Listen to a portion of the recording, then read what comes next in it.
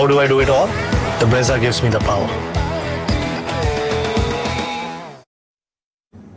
See, this is what makes ODI cricket awesome. Very few times will you be able to recover from 35 for 5 in T20 cricket. But Bangladesh have at least managed a bit of a rescue act. They've put 228 on the board courtesy of Tawhid Hridoy's maiden ODI 100 in the first game for both sides at the Dubai International Stadium in the ICC Champions Trophy. This is ESPN Cricket for Match Day. Sanjay Manjrekar was dead accurate on our pre-show. They won't get more than 230.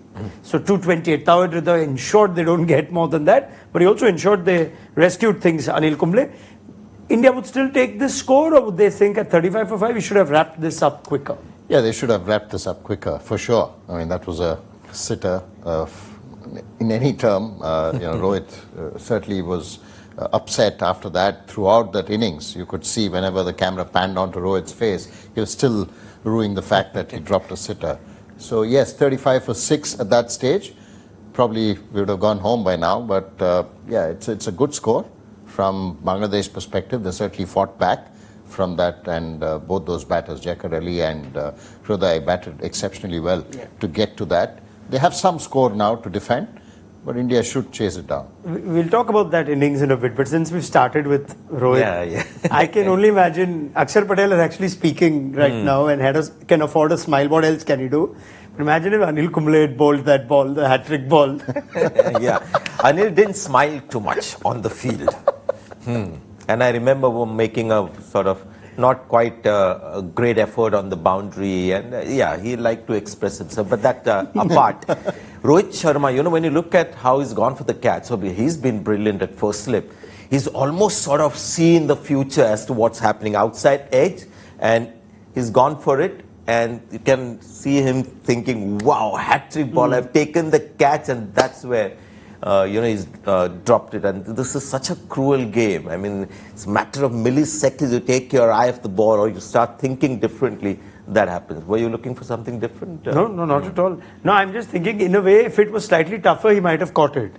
Because it just looped like that, so he had all He dropped it because he's become such a good catcher. We don't have the footage here to show you, but it's almost like he's gone, yes, I've got it, and that's gone. But yeah, India would be disappointed. And also the fact that India are not finding the Kuldeep Yadav that they want, who was a guy who would take 3 or 4 wickets, who would get you hat-trick in the middle overs when the ball is turning. So that contribution wasn't there. The other 2 spinners are economical spinners. They'll get their wickets, but India would be disappointed that the recovery lasted that long. There's actually so much that has happened in just this first innings.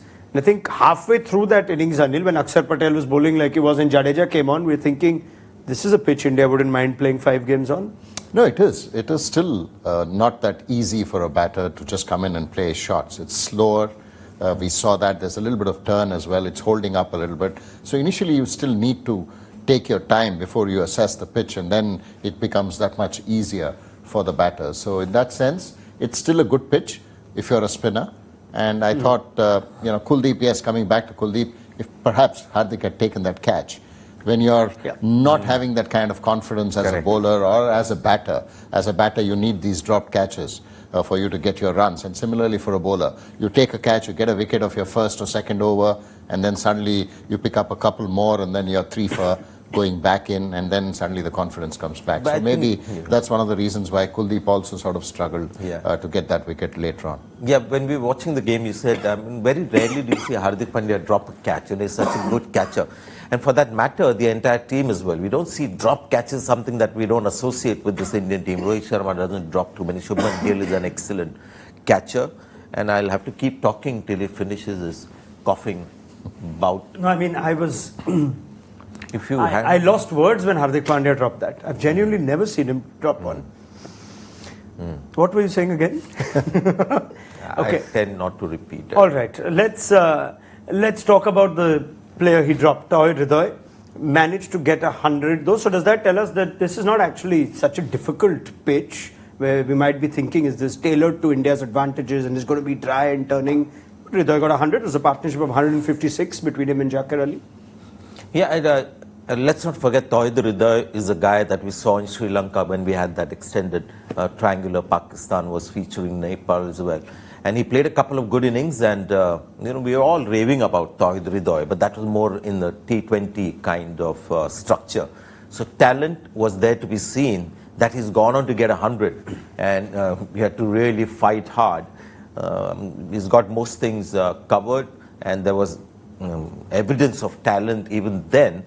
But now that he's got this appetite for 100 and against India, on a stage like this championship, it's a big deal for a Bangladeshi batter, young batter, and he saw the reaction from the crowd as well. So that will augur well just for his overall self-confidence on a global stage. I mean, they didn't play Mahmudullah, they didn't have a senior player in this, but they've been bailed out by Tawhid Hriday and Zakir Ali. I think that should certainly give them confidence, from 35 for 5 to get to 228 with probably the last recognized pair for them, with Zakir Ali coming in at number 7. These two guys certainly batted really well. They assessed the conditions. They were not, sometimes you think that attack is the best form of defense, and then you sort of go after the bowling. They didn't look to do that. They gave a little bit of room, tried to play the square mostly, and then just played nudging singles, and got to a stage where they developed that partnership, played long, and that's what you want when you're in trouble. And this should certainly give Bangladesh some confidence going into when they come in bowl as well. Can I also talk about the format? Because we see a lot of the times these kind of recoveries happen. So they've recovered from 5 wickets down, but India know that they're recovering, but they're not actually taking the game away from them so much. Eventually it's under 230 that India should chase comfortably. So India tactically were very good. They had that attacking field, for Akshar Patel, or the hat-trick ball. But you can't continue having an attacking field to get batters out, and that is because of the format. So I wouldn't rave too much about how the batters played. The format allows the fielding side also to just drop back a little bit, and a good batter gets the advantage of just hitting the ball around, and that's how you sort of get partnerships in the middle. There's no way out for fielding sides unless they decide to just think out of the box and say, no matter what, they're just going to have attacking fielders and see what they can do after being 5 wickets down. Yeah, probably India had an opportunity to do that in this game, which they probably thought that, no, this is just a matter of time that you're going to get a wicket. Yeah. And sometimes in a format like this, you tend to do that, and then the opposition start building that partnership, and that's exactly what happened today. All right, well, 228 India would perhaps not be too phased by that kind of score. Mohammad Shami, 5 wickets, going past 200 ODI wickets. We're waiting to see if we see the good old Shami, the one that was in supreme form during the 50 overs World Cup. He's only just made it back. But did we see the best of Shami today? I think he'll be happy with the performance, because he's someone who certainly gives you wickets with the new ball. He did that today. Yeah. And again, towards the back end, he bowls those cutters. He's developed that. He bowls Yorkers. He didn't have to do that because he realized that this is a slowish pitch. And it's a big outfield, especially the sides are fairly big in terms of boundary sizes. So he used the cutter really well. He'll be really happy coming back into the Indian team with a fifer. Yeah, I just like the way the Indian team management and everyone around have eased him back into even matches. Yeah. I mean, they weren't rushing him into selection and getting him in the squad.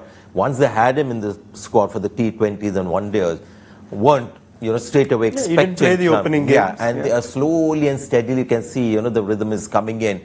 And the 5th wicket, when he got it, he was really happy, because that's something that is like a statement to everyone who doubted his comeback, whether Shami will be the same bowler. So physically, action-wise, everything's coming together. And nothing like a number there, like a Rohit Sharma got 100, and he sort of got the monkey off his back for people who thought, he's finished, that he's got 100 to show. Shami's got a 5-wicket haul, just to sort of reaffirm that he's back at his best. But I like the way slowly but surely he's coming back to that full Shami kind of best version of Shami. So almost there, but showing signs of getting there. Yeah. Right. We spoke at length about his seam bowling partner pre-show, Harshit Rana. How do you do? I like him every time he comes into bowl. You can see that he's trying something, even to the set Tawhid Hriday. You give him, right at the end, 1 over in the 70th, in the 47th or 48th. I just like the fact that he's so keen to bowl, and there is always something that he does. And I don't think any match that he's played so far, at least in the white ball leg of Indian cricket that he's played, that he's gone wicketless. He tends to get 1, 2, if not 3, came in as a concussion substitute, got 3. So if you have got a bowler who's got this knack of taking wickets, and it doesn't happen because you're lucky, there's always some reason why certain bowlers get wickets and certain bowlers don't. He's somebody who hustles in, he'll use the short ball, he'll use the slower ball, but he wants to make things happen. And that's where perhaps he might just pip Arshdeep Singh when it comes to temperament. Arshdeep Singh seems a more complete bowler, but he's a nice addition to this pool that we have seen. Well, he's done his cause no harm. 3 for 30 is better than say none for 45 or none for 50. Oh yes, he certainly got those wickets, and like we mentioned, he has the height, he gets the bounce, and this is a slow surface. So on a surface like this, he has those variations, which we saw him even with the new ball bowling a slower ball. So he has the variations. It's just that it's nice that he's continued his form of picking wickets, and that's what India need. And it was good in a game like this where the opposition is not really looking to go after the bowling, because they were in that consolidation phase. And I thought Harshit Rana bowled really well today. So, Ronak, let's not forget we've got Bumrah, and we had Mohammad Shami, then we had Mohammad Siraj, Bhuvneshwar Kumar in his time, Umesh Yadav. In Australia, we thought, he's getting a little, not bare, but it wasn't looking as if the seam bowling unit was well stacked. There was too much dependence on Bumrah, which Shami unfit. Harshit Rana had the potential to become a really good bowler, so we might just have that third or fourth seam of high quality. In red ball as well, you're saying? You're extending it to red ball cricket. Yeah, that's where he actually made his debut. Yeah, and it looked the part when he played the first test. The second test, he struggled. But he's got the ingredients to become that bowler India wants. Because at one stage we thought there's steady supply of quality seam bowlers. And then there was a bit of a concern. After Bumrah and Shami, Siraj was going off the boil. Harshit Rana could be the man for India. I think you share the sentiment of the head coach as well. Yes, so you can see that I like him. Very good. All right. Let's look ahead to the chase itself. And India have got a decent score, at least, to get some runs from that informed top order. We call them that now because Shubman Gill has been outstanding. Rohit Sharma as well. The two of them have forged such a good opening partnership in one-day international cricket. We break that down in Cricket Informed.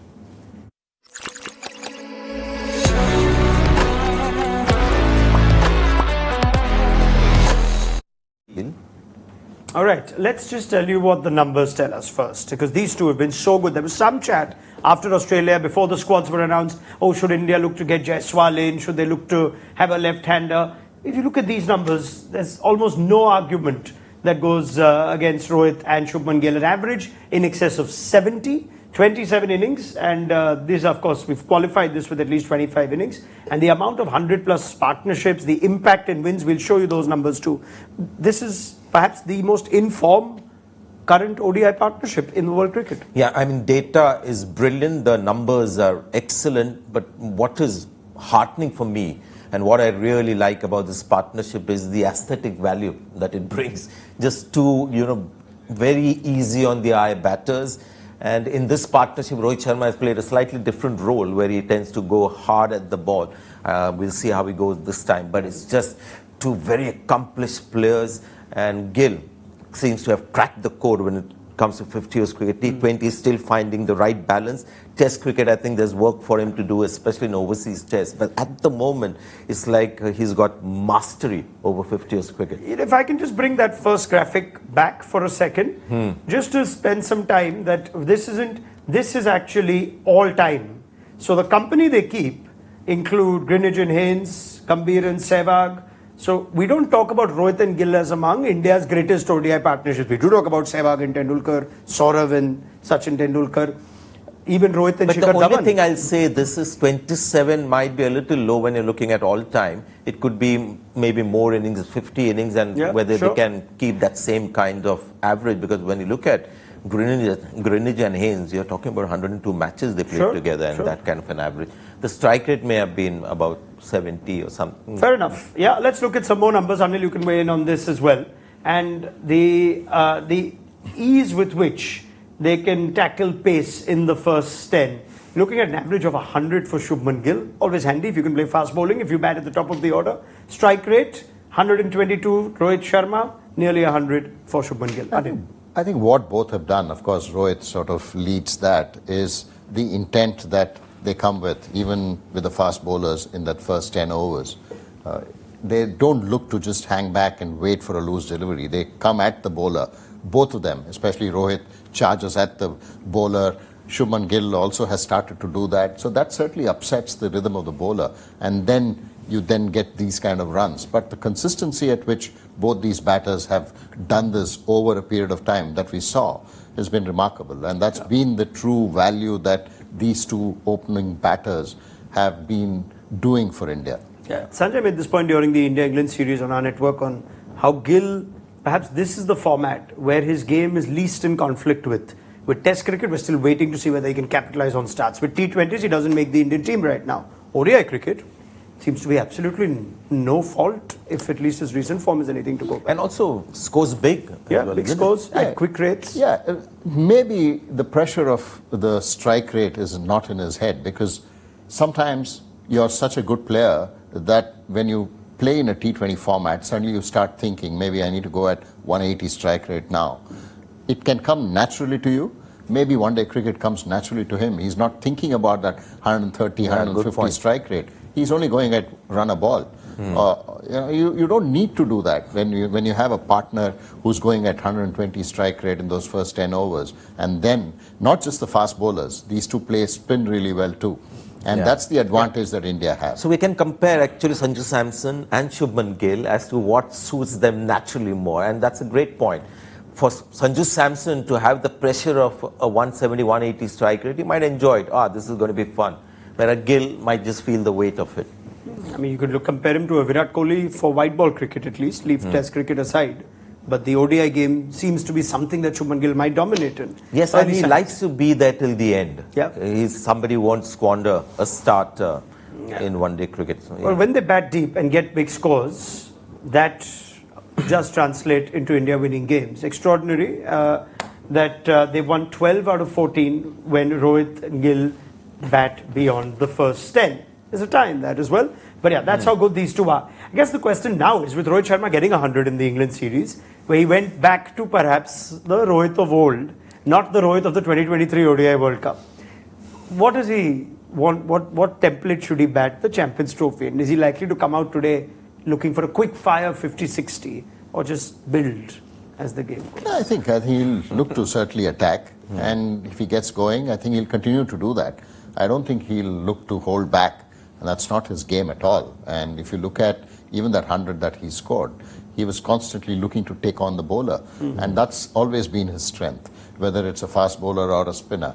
And it's just that, you would want him to go longer than that 40 or 50 that you want to see in a 50-over format. And I'm sure that's the game plan. I don't think he comes in thinking that let me give this team a great start and then I just get out. I don't think that's the thought process at all. It was clear to see that he wanted 100 in that particular innings. He actually slowed down in the 90s, which is not his style. He still scored at a strike rate of 100 and over, but he took calculated risks. He wasn't hitting the bowler across the line. He was waiting for the ball to pitch up. And then the second innings after the 100, he was caught behind. So I don't know whether he still wants to play that game of, waiting for the loose ball. I have a feeling that he's got that 100 and everyone...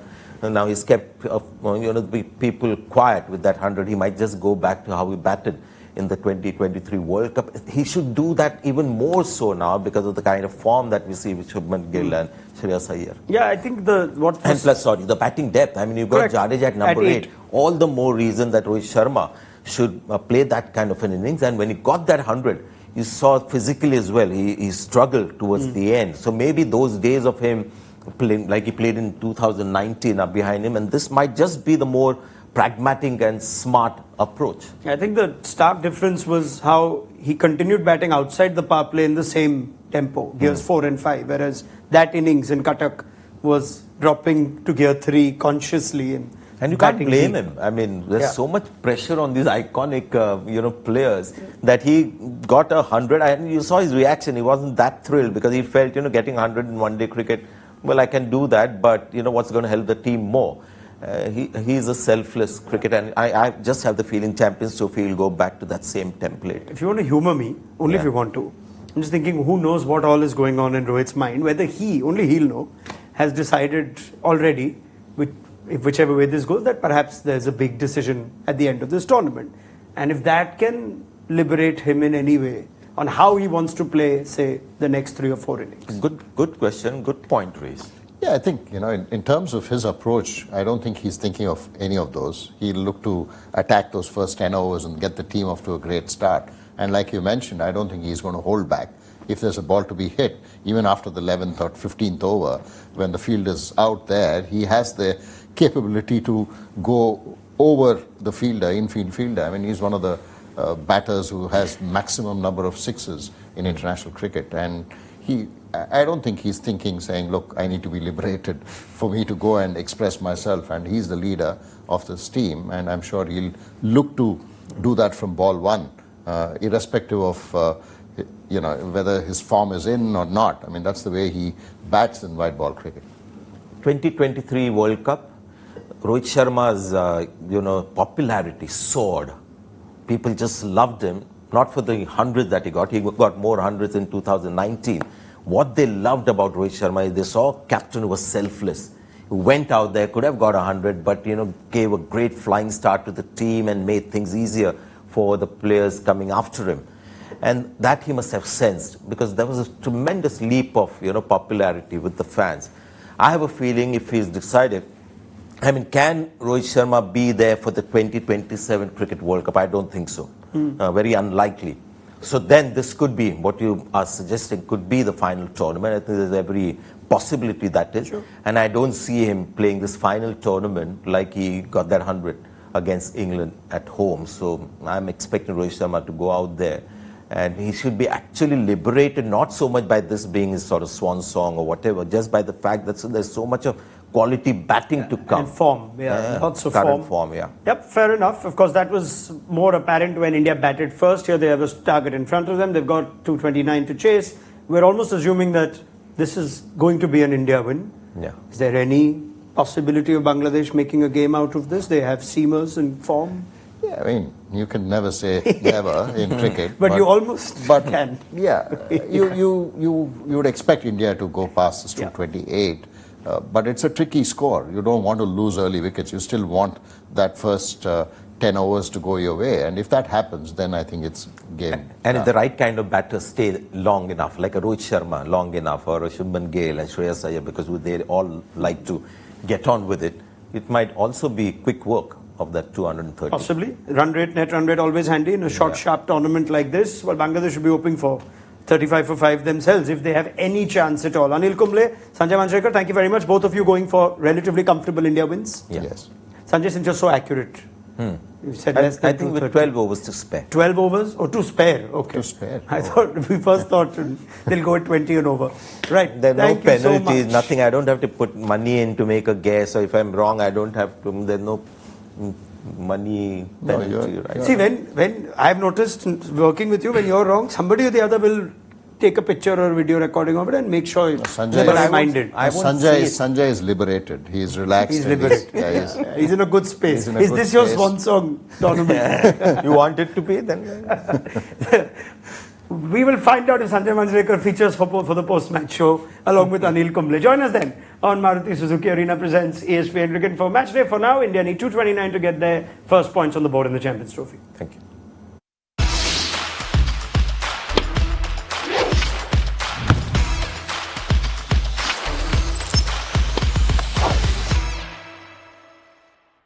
How do I do it all? The Brezza gives me the power.